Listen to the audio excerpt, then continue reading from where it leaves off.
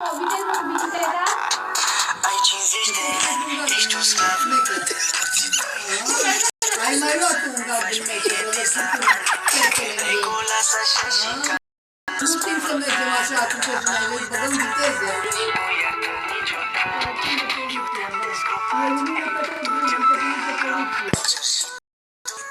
Dar nu îți iese deloc.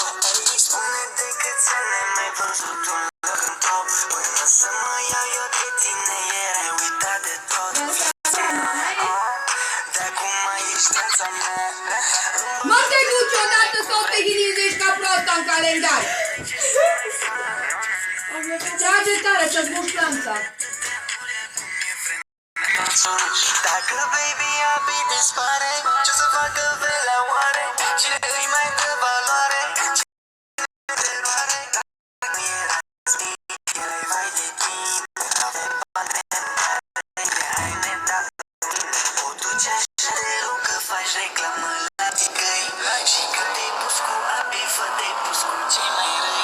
Și toată lumea știe că Italiano, Antonia, eu te-am semnat Castellano.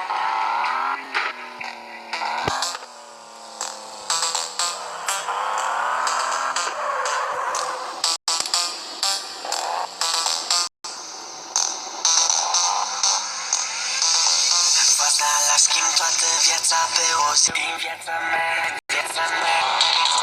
Pe o zi din viața mea. Lângă mine niciun fraier nu se stea, nu se stea. Niciun fraier nu se stea. Eu toate vedetele din țară la mișto. Softie că fac numai ce vreau. Că fac numai euro. Se știe